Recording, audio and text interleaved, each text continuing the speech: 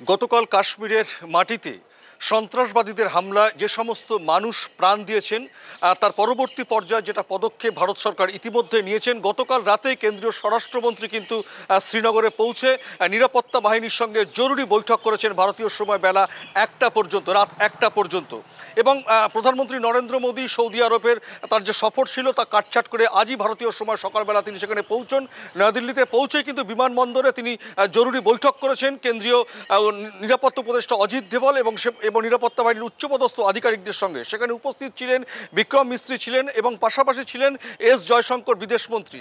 এবং সর্বশেষ যেটা খবর জানানো হয়েছে কেন্দ্রীয় সরকারের তরফে, ইতিমধ্যে সরকারি সূত্রে যেটা খবর, প্রধানমন্ত্রী তার নিজের বাসভবনে কেন্দ্রীয় মন্ত্রিসভা নিরাপত্তা কমিটির একটি জরুরি বৈঠক তিনি করবেন।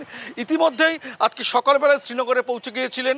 শ্রীনগরে পৌঁছে তিনি মৃতদেহ ব্যক্তিত্বের প্রতি শ্রদ্ধা নিবেদন করেছেন কেন্দ্রীয় স্বরাষ্ট্রমন্ত্রী অমিত শাহ। এবং ঘটনাস্থলে যেখানে অনন্তনাগ জেলার পহেলগাঁর বৈশালনে যেখানে যে মিনি সুইজারল্যান্ডে যেখানে গুলি চালানোর ঘটনা ঘটেছে, সেখানে তিনি নিরাপত্তা বাহিনীর বেষ্টনীর মধ্যে সেখানে তিনি ইতিমধ্যে পরিদর্শন করছেন।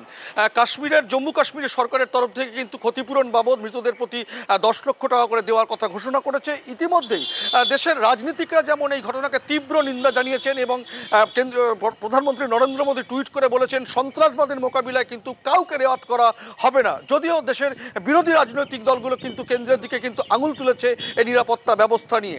আর সর্বশেষ যেটা খবর, এখনো পর্যন্ত সরকারি স্তরে সেই বৈঠক কখন হবে প্রধানমন্ত্রীর বাসভবনে সেটা না জানানো গেলেও কিন্তু আজকে সারাদিনের মধ্যে কিন্তু সেই বৈঠক হওয়ার কথা এবং সেই বৈঠক শেষে কি জানা যাচ্ছে সেটা কিন্তু আমরা জানাতে থাকবো।